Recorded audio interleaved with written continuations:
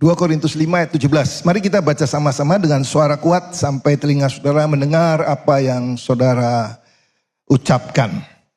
Ya, mari kita baca 2-3.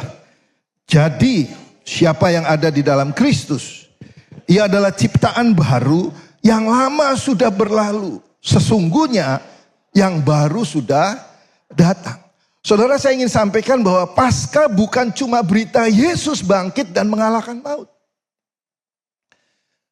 Ada hal yang lebih utama dari kebangkitan Kristus. Kita tahu ketika Yesus disalib, dia berkata, "It is finished." Artinya dosa sudah tidak berkuasa lagi atas hidup orang percaya di dalam Yesus. Kutuk sudah tidak berlaku, berkuasa lagi atas kehidupan orang percaya di dalam Yesus. Kenapa? Karena di atas kayu salib, Yesus sudah tanggung itu semua. Ya. Dosa, kutuk kematian, kutuk sakit penyakit, kutuk kemiskinan. Semua yang buruk ditimpakan kepada Yesus Kristus Tuhan. Kalau Bapak Ibu baca Yesaya, ada saudara. Begitu buruk rupanya sampai orang gak kenal siapa dia. Saudara. Kenapa? Karena Yesus tanggung semua aspek kehidupan manusia di bumi ini. Dia tanggung di atas kayu salib. Sampai begitu rupa ya, begitu buruk rupa. Karena apa? Dosa, karena kesalahan, karena pelanggaran-pelanggaran, karena kelalaian-kelalaian kita. Tapi ada yang lebih penting dari itu. Kenapa saudara? Ini yang saya ingin bagikan, bahwa Paskah juga bicara tentang realitas hidup yang harus terjadi dan dialami oleh setiap orang percaya. Kita merayakan kebangkitan Yesus, yes, karena Yesus memang sudah bangkit. Kita boleh menyuarakan maut sudah kalah, yes, karena maut sudah dikalahkan. Ya, Yesus mati 3 hari kemudian dia bangkit. Tidak ada yang bisa menahan kuasa kebangkitan Yesus. Kematian sekalipun tidak bisa menahan. Di Wahyu dikatakan ini, alam maut dia pegang. Dia memang benar Allah yang berkuasa. Tapi yang lebih penting adalah bukan pengetahuan Yesus sudah bangkit dan menang atas dosa. Bukan saudara. Yang paling penting adalah bagaimana kuasa kebangkitan itu terjadi dalam hidup kita. Bagaimana kuasa kebangkitan itu kita alami dalam kehidupan sehari-hari. Makanya saya tekankan saudara, Paskah juga bicara tentang realitas hidup. Sesuatu yang real, sesuatu yang nyata, sesuatu yang bisa dinikmati, sesuatu yang harus terjadi dan dialami oleh orang percaya. Makanya ayatnya berkata, yang lama sudah apa? Yang lama sudah berlalu. Gitu ya. Yang lama sudah berlalu. Yang baru sudah datang. Nah, menarik Bapak Ibu, ya. Kalau kita belajar dari bahasa aslinya, pengertian baru itu tidak seperti yang kita tahu, fresh gitu ya. Bukan saudara. Bukan pengertiannya, oh di-upgrade saudara ya. Bukan saudara, bukan. Dalam bahasa aslinya itu ditulis kainos. Ya.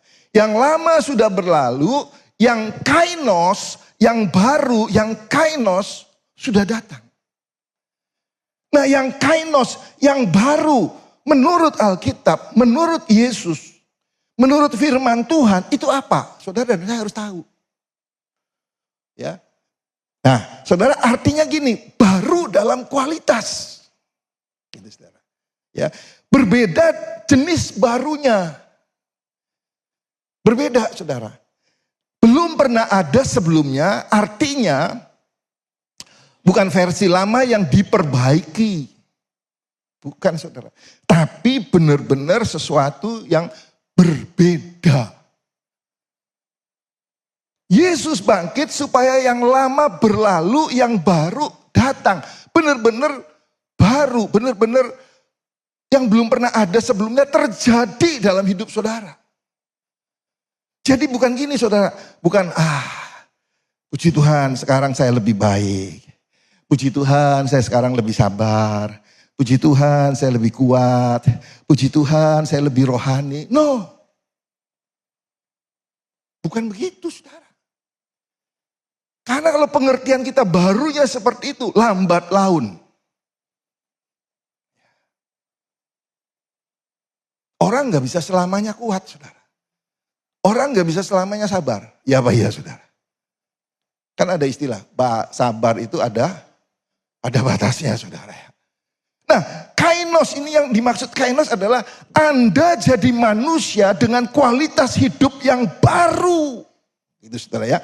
Karena kebangkitan Kristus bukan hanya peristiwa, tapi kuasa yang membaharui manusia dari dalam. Makanya Paulus berkata ini, hidupku bukan apa? Aku lagi. Tapi apa? Kristus yang ada di dalam aku. Perhatikan saudara. Ketika Paulus mengalami kebangkitan Kristus lewat perjumpaan dengan sebuah sinar yang membuat dia buta, matanya buta saudara. Maka apa yang terjadi? Sesuatu yang baru, yang belum ada sebelumnya dalam diri Paulus terjadi. Amin. Yang dulunya berangasan, yang dulunya bengis, yang dulunya kejam, yang dulunya raja tega, sampai Stefanus dirajam batu, dia ada, dia nonton. Mungkin dia syukurin saudara. Tapi lihat. Ketika dia mengalami Paskah, kebangkitan Kristus, kainos terjadi, saudara. Yang belum ada sebelumnya dalam diri Paulus terjadi. Makanya suratnya bilang ini, kalau aku dicaci maki, aku memberkati, saudara. Betul? Kalau kamu kejahatan, jangan balas kejahatan, tapi dengan kebaikan. Itu kainos yang sesungguhnya. Kainos yang harus terjadi dalam hidup saudara dan saya. Jangan cukup bangga, jangan cukup senang, jangan cukup suka karena aku sudah lebih baik sedikit. Jangan saudara, kalau sedikit kan lebih banyak jeleknya saudara. Makanya kainos itu seperti itu. Ya. Jadi Paskah bukan hanya tentang Yesus hidup, tapi apa? Tentang kita, saudara dan saya. Tentang Anda, tentang gereja ini. Harus diperbaharui. Ya. Kristus yang bangkit tidak hanya mengubah keadaan kita, tetapi ini yang penting. Saudara. Ini yang penting. Ya. Yaitu apa? Memperbaharui apa? Kemanusiaan kita dari dalam. Itu yang penting, itu yang harus terjadi. Ya. Kepada saudara dan saya sebagai pribadi. Sebagai sebuah keluarga, rumah tangga, suami istri, orang tua anak. Itu yang harus terjadi dalam kehidupan gereja Tuhan. Jemaat, umat, hamba-hamba Tuhan, pelayan-pelayan Tuhan. Orang percaya harus terjadi. Nah, apa yang diperbaharui dengan kebangkitan Kristus? Apa yang diperbaharui? Apa yang harus dibaharui dalam hidup saudara dan saya? Kemanusiaan apa yang harus diperbaharui dalam hidup kita? Yang pertama, klik ya. Identitas hati, identitas dan hati. Ya. Tadi ayatnya 2 Korintus kan, jadi siapa yang ada di dalam Kristus, ia adalah ciptaan baru. Saudara, yang harus terjadi, yang harus dialami, yang harus mengalami pembaharuan dalam hidup saudara dan saya sebagai manusia. Kemanusiaan yang harus kita ubah, baharui, yaitu identitas dan hati. Karena firman-Nya berkata, ia adalah ciptaan baru. Berapa banyak saudara pagi ini merayakan Paskah? Amin. Katakan buat diri saudara, saya adalah ciptaan baru. Bilang. Lebih kuat lagi, 2, 3. Katakan kepada sebelah-sebelah, engkau ciptaan baru. Nah, Anda semua saudara yang gak rela yang lainnya ciptaan baru saudara. Identitas dan hati. Kita ini ciptaan baru. Makanya kemarin waktu Jumat Agung saya bilang gini. setelah Yesus mati, it is finished. Saudara, start hidupnya dari sudah finish. Sudah selesai. Gitu loh. Nggak perlu ditambah-tambahin lagi. Anda itu nggak perlu mengusahakan apa-apa. Cukup percaya Yesus. Cukup taat Yesus. Cukup melakukan apa yang menjadi kehendaknya. Apa yang menjadi firman-Nya. Apa yang menjadi perintahnya. Lakukan saja. Tidak usah kita mengusahakan ABCD lagi. It is finished, sudah selesai. Gitu saudara. Nah ketika Yesus bangkit saudara. Itu mempertegaskan, menjelaskan bahwa Anda dan saya, saudara dan saya, ciptaan baru. Ya.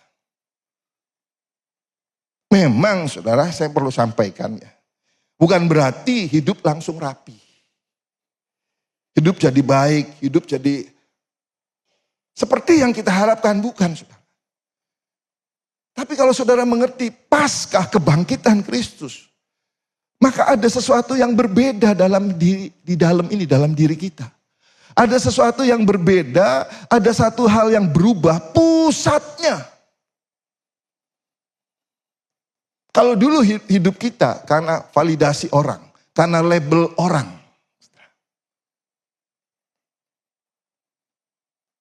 Ya toh?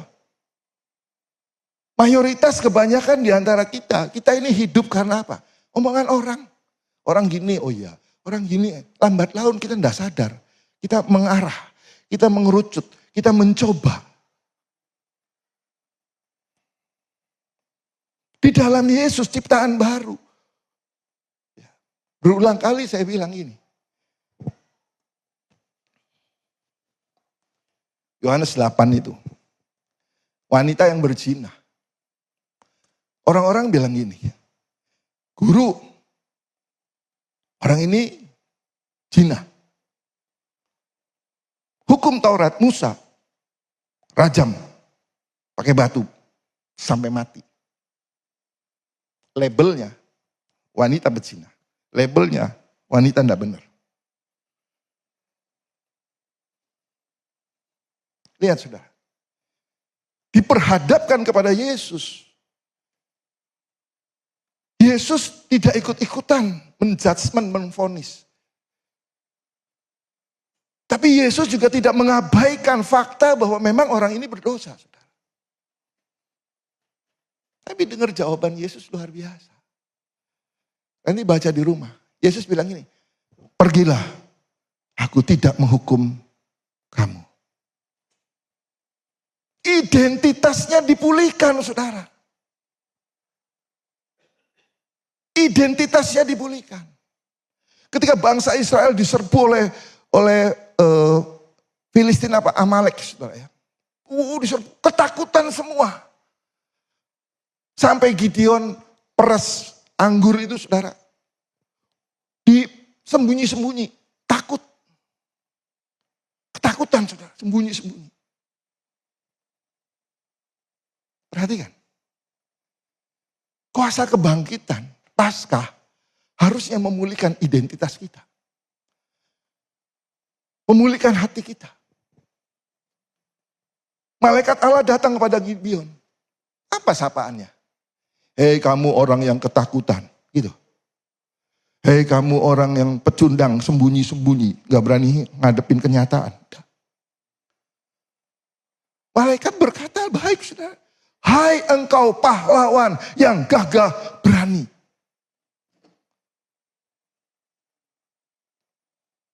Identitas dipulihkan seringkali saudara. Kita hidup pada identitas lama. Kita hidup pada validasi orang. Kita hidup pada hal-hal yang dulu. Padahal Yesus sudah bangkit.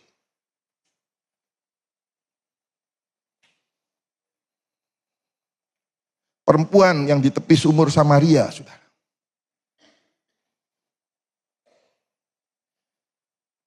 Gak berani ketemu orang. Dia butuh air, dia cari air, dia ambil air. Tunggu jam 12 siang. Kenapa saudara? Karena kalau jam 12 siang pasti nggak ada orang. Iya Pak ya saudara. Panas ngereng-ngereng, you know ngereng-ngereng. panas terik, ngambil air, aduh, sepi. Kenapa saudara? Karena semua orang, seluruh penduduk kota sudah menjudgment dia bahwa perempuan ini tidak benar, perempuan ini tidak baik karena punya suami lebih dari 6.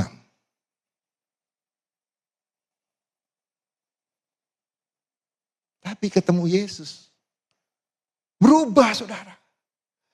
Yang tadinya dianggap perempuan dursila, perempuan yang tidak benar, perempuan yang kawin cerai, yang hobinya kawin saudara. Berjumpa dengan Yesus, kuasa kebangkitan mengalir. Maka yang terjadi, dia menjadi penginjil pertama di dunia. Yang tadinya keluar jam 12 siang karena malu, karena izin, saudara. Karena nggak berani ketemu orang. Ketika identitasnya dipulihkan, dia masuk ke kota, dia beritakan, di sana ada orang yang tahu hidup aku, ada orang yang ngerti keselamatan. Halo Bapak Ibu, doa saya pasca kali ini menjadikan kainos dalam hidup saudara. Sesuatu yang baru dalam hidup saudara. Bukan yang di-upgrade, bukan. Tapi benar-benar yang belum pernah ada sebelumnya terjadi dalam hidup saudara. Gampangannya gini, kalau saudara ngamukan, yuk setelah Paskah ini, yang baru kainos datang. Anda bukan lagi orang yang ngamukan saudara. Halo? Gak ada amin. Gak terima kasih saudara. Tapi jadi orang yang sabar. Pasangan saudara jadi kaget. Bojoku kok sekarang sabar ya. Kenapa Pak? Karena kainos, karena kebangkitan Kristus. Bukan karena iya kamu dimasakinnya enak sih hari ini jadi aku sabar. Enggak saudara. Waktu masakannya enggak enak, ngamuk lagi saudara. Kainos yang seharusnya terjadi seperti itu. Ya. Jadi kebangkitan Kristus memperbaharui siapa kita di dalam Kristus. Saya ingat dengan cerita Thomas. Ya, nanti Bapak Ibu baca di Yohanes pasal 20. Thomas ini salah satu dari 12 murid Yesus yang tidak percaya ketika diberitahu, Allah sudah bangkit, guru sudah bangkit. Oh masa?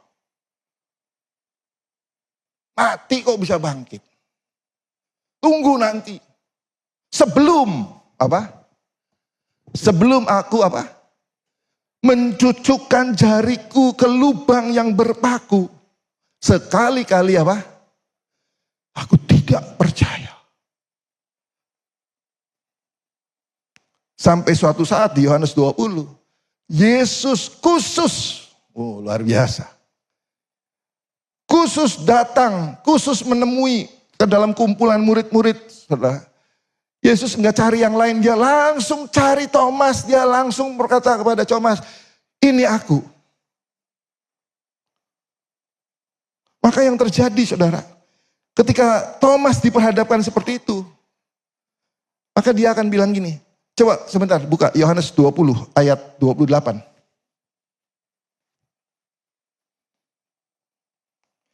Yohanes 20 ayat 28, bisa ditampilkan gak? Ini di luar ya, di luar PPT yang ada.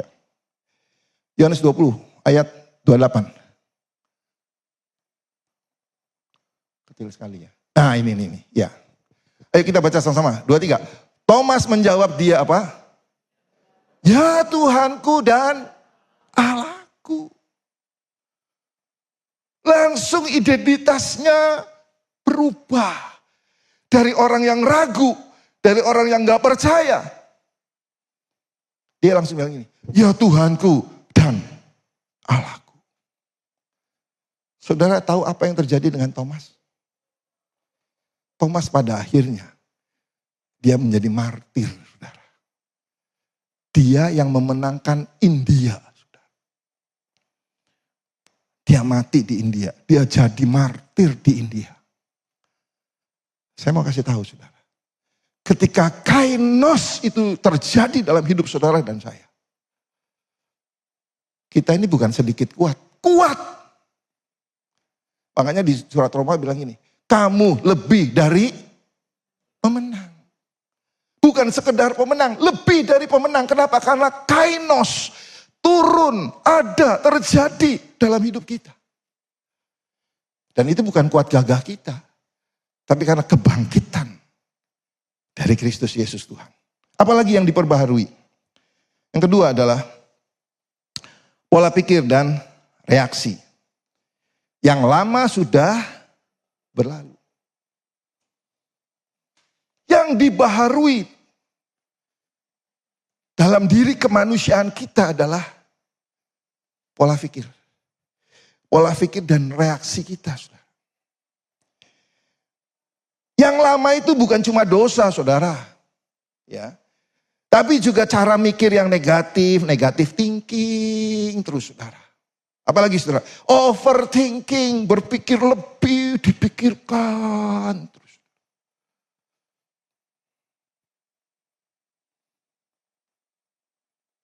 Ini firman buat saya, saudara, bukan buat Anda. Saya percaya Anda baik-baik semua, saudara. Ini firman buat saya. Dan saya mendapatkan kelepasan. Saya mendapatkan kelegaan. Saya mesti ngomong apa adanya. Ya, setelah saya mengikuti, setelah saya merayakan, setelah saya menikmati, atau bukan menikmati ya, setelah saya Jumat Agung, ya, kematian Kristus, saudara. Oh, saya mengalami kelegaan. Kenapa? It is finished, sudah selesai. Apa yang dipikirkan? Sudah. Biar kehendak Tuhan yang terjadi. Aminnya kok terpaksa, saudara ya. Yang lama itu bukan cuma dosa, cara mikir yang negatif, overthinking, gampang tersinggung. Apalagi, saudara, emosi marah. Ya, masih bisa muncul, bisa. Bukan enggak bisa. Kalau saudara nggak mau ngalami hal-hal seperti itu, tempatnya cuma 1x2. Di mana? Jangan bilang kuburan itu jelek loh, saudara. Saya hari Jumat. Saudara. Saya kangen. Saudara, enggak ada sih. Istri enggak ada, anak enggak ada, mantu enggak ada, cucu enggak ada. Saya sendirian di rumah. Saya kangen. Ada satu tempat di sini yang saya bisa kunjungi. Saya kunjungi ke sana, saudara. Saya ajak seseorang, yuk ikut yuk. Enggak, udah malam, jam berapa? Memang sudah malam, saudara. Jam 5 sore lebih saya ajak, saudara. Saya malam ke sana. Jangan dibilang itu menakutkan. Bagus, saudara. Saking bagusnya sampai saya video, saudara. Engkau Tuhan, Allah, Maha tahu betapa dahsyatnya kuasa-Mu. Terus hadirat-Mu kini penuhiku, bawaku mendekat padamu. Apa saudara pikir tempat itu enggak ada Tuhan hadir? Hadir Tuhan itu, saudara. Saya ada di sana, tiba-tiba lagu ini muncul. Kemanakah aku harus pergi, menjauhi Roh-Mu Tuhan.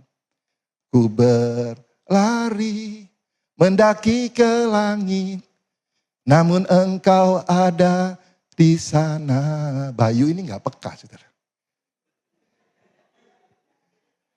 Ya, apalagi?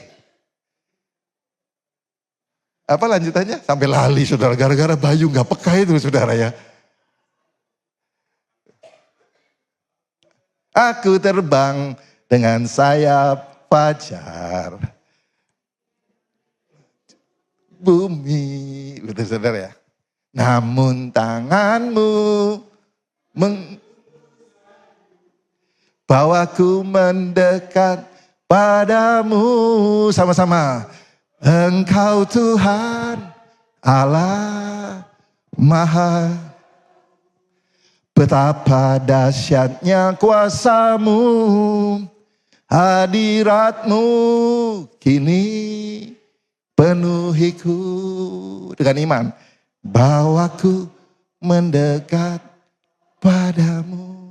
Kalau sudah selesai saudara, kapanpun dipanggil, siap.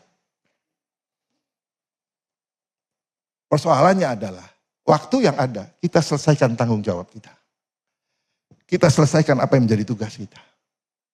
Jangan ditinggal geletak, Itu orang gak tanggung jawab. Selesaikan. Engkau Tuhan, Allah, Maha Tahu. Minta tolong dong Yesli. Betapa dahsyatnya kuasamu, hadiratmu kini bawaku mendekat padamu. Engkau Tuhan Allah Maha Tahu, betapa dahsyatnya kuasamu, hadiratmu kini penuhiku. Bawaku mendekat padamu. Ayo sama-sama.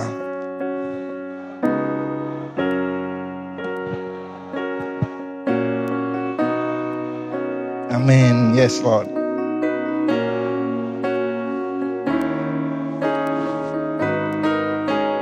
Hadiratmu kini penuhiku.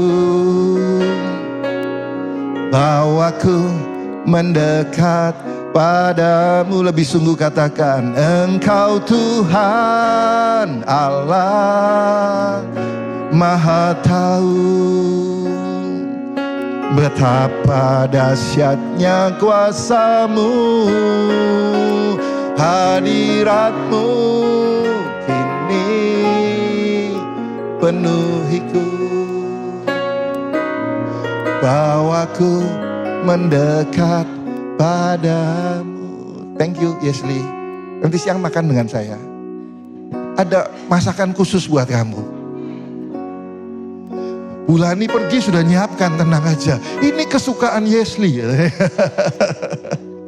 Haleluya ya. Jadi masih bisa muncul, bisa saudara. Kita hidup di dunia, kita masih daging, bisa marah, bisa emosi, bisa. Tapi dengar baik-baik, kalau ada kuasa kebangkitan, kalau ada Kristus bangkit, kalau ada kainos, hal-hal begitu tidak bisa menguasai saudara dan saya. Gak bisa saudara. Kenapa? Ada pause di dalamnya. Sebelum kita bereaksi ada pause dulu saudara. Kalau dulu kita langsung bereaksi saudara. Kalau dulu kita langsung counter ya. Konfrontasi. Wih. Tapi kalau kainos itu turun saudara. Saudara bisa ngerem. Halo? Kalau kainos turun saudara, maka yang terjadi apa? Cara pandangnya berubah, reaksi ikut berubah. Kebangkitan Kristus membarui cara kita merespon hidup. Yang ketiga, apa yang dibaharui dari kebangkitan Kristus? Yang pertama apa? Halo. Yang kedua, pola pikir. Yang ketiga adalah relasi. Saudara. Firman-Nya berkata gini, sesungguhnya yang baru sudah datang. Relasi itu rusak. Biasanya bukan karena orang lain. Saudara. Tapi karena apa yang ada di dalam kita. Amsal bilang gini, hati ini sumber, pusat segalanya. Dua orang yang berjalan ke Emmaus. Yesus menghampiri. Yesus menyertai. Yesus omong-omong. Sepanjang perjalanan. Sampai ke Emmaus. Itu cukup panjang durasinya saudara. 2-3 jam. Bercakap-cakap. Tapi Alkitab katakan gini. Mereka tidak mengenal Yesus. Kenapa? Karena hatinya susah, mukanya muram. Perhatikan. Relasi, hubungan saudara dengan sesama. Bukan karena orang ketiga, orang keempat, orang kelima, orang keenam. Bukan. Relasi itu bisa rusak karena apa? Karena di dalam kita tidak beres. Suami istri kenapa bertengkar? Kenapa ada pertengkaran? Kenapa ada ribut di tengah-tengah tahun perkawinan, tahun pernikahan? Karena hatinya tidak beres.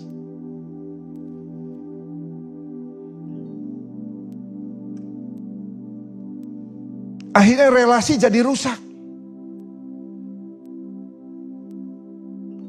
Peringatan ini yang sudah menikah maupun yang belum menikah. Jangan awalnya aja ya. Aku suka kamu, kamu suka aku cinta kamu, kamu cinta aku. Ayo kita kawin, jebret. 5 tahun, 10 tahun datang. Ngamuk, tukaran, ribut. Dan waktu kenalnya ya apa? Waktu komitmen mau kawin ya apa? Kok sekarang baru tahu?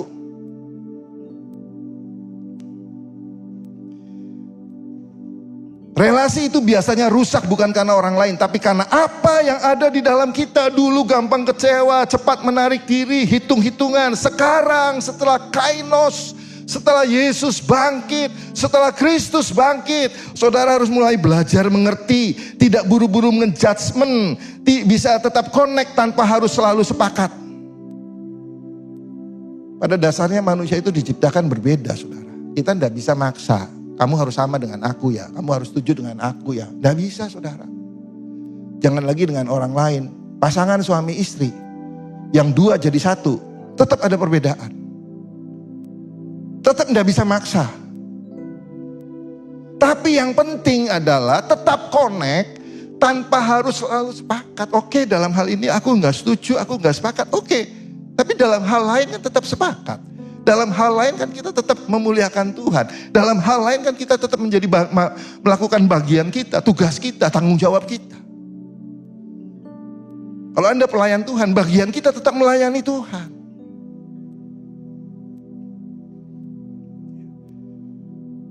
Bukan jadi orang yang lembek, tapi jadi orang yang sehat dari dalam. Nanti baca Yohanes 20 itu tentang Thomas, luar biasa saudara ya. Luar biasa saudara ya. Nah, kebangkitan Kristus, pemuji. Kebangkitan Kristus membarui cara kita terhubung dengan orang lain. Kita terima, percaya Yesus bangkit. Harus terjadi, saudara. Di depan kita ada perjamuan kudus. Kekuatan manusia terbatas, saudara. Saya juga tidak mampu seperti yang saya sampaikan, seperti apa yang saya beritakan. Tidak mampu. Dengan kekuatan, dengan kedagingan, dengan kekuatan saya sebagai manusia, tidak mampu, saudara. Karena kita perlu manunggal, bersekutu terus dengan Roh Allah. Sehingga kuasa kebangkitan itu mengalir. Closing statement. Ayo kita baca sama-sama dengan kuat. 2, 3. Saat seseorang berjumpa dengan Kristus yang bangkit, kemanusiaannya apa? Dibaharui. Baca sama-sama 2, 3. Hatinya berubah, pikirannya diubahkan, relasinya dipulihkan.